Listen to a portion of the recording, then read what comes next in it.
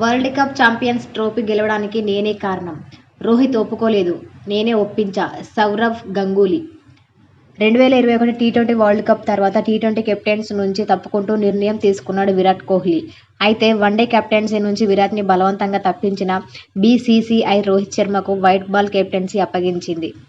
దీంతో బీసీసీఐపై ఆగ్రహంతో test captaincy నుంచి తప్పుకున్నాడు విరాట్ కోహ్లీ. 36 ఏళ్ల వయసులో టీమిండియాకి 3 ఫార్మాట్ కెప్టెన్గా మారాడు రోహిత్ శర్మ.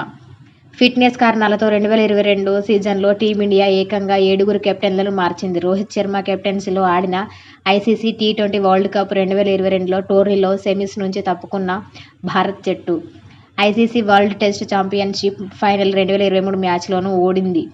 వరుసగా 10 విజయాలతో అజేయంగా వన్డే వరల్డ్ కప్ 2023 ఫైనల్కి చేరిన టీమిండియా టైటిల్ మాత్రం గెలవలేకపోయింది. విరాట్ కోహ్లీ మాదిరిగానే రోహిత్ శర్మ కూడా ఐసీసీ టైటిల్ గెలవలేడని విమర్శలు వస్తున్న సమయంలో టీ20 వరల్డ్ కప్ 2024 టైటిల్ గెలిచింది భారత జట్టు. ఆ తర్వాత 8 నెలల్లోనే ఐసీసీ మెన్స్ ఛాంపియన్స్ ట్రోఫీని కూడా కైవసం చేసుకుంది. టీమిండియా విజయాలను నేను ఆ రోజు తీసుకున్న నిర్ణయమే కారణం. ఐపీఎల్లో ముంబై ఇండియన్స్ అతను 5 టైటిల్స్ అందించాడు. అతనిలోని కెప్టెన్సీ స్కిల్స్ కారణంగానే టీమిండియా కెప్టెన్సీ ఇచ్చాం. ఆ రోజు కెప్టెన్సీ తీసుకోవడానికి రోహిత్ శర్మ ఇష్టపడలేదు. నేనే అతన్ని బలవంతంగా ఒప్పించాల్సి వచ్చింది. ఇప్పుడు అతని కెప్టెన్సీ సత్తా ఏంటో ప్రపంచం చూస్తుంది విరాట్ కోహ్లీ. టీ20 కెప్టెన్సీ నుంచి తప్పుకున్నాక టీమిండియాని నడిపించడానికి రోహిత్ శర్మనే కరెక్ట్ అని అనుకున్నాను. అందుకే అందరినీ ఒప్పించి అతన్ని నాయకుడిగా ఎంచుకున్నాం.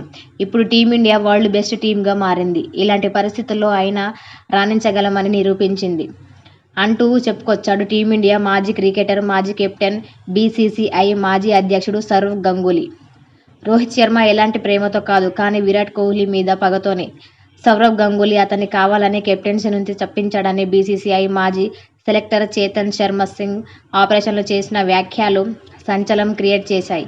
అయితే అప్పటికే బీసీసీఐ ప్రెసిడెంట్ బాధ్యతల నుంచి సౌరవ్ గంగూలీని తప్పిస్తూ నిర్ణయం తీసుకుంది భారత క్రికెట్ బోర్డు. 2 ఐసీసీ టైటిల్స్ గెలిచినప్పటికీ రోహిత్ శర్మ కెప్టెన్గా బాధ్యతలు చేపట్టిన తర్వాత టెస్టుల్లో భారత జట్టు వైభవం కోల్పోయిందని విమర్శలు వినిపించాయి.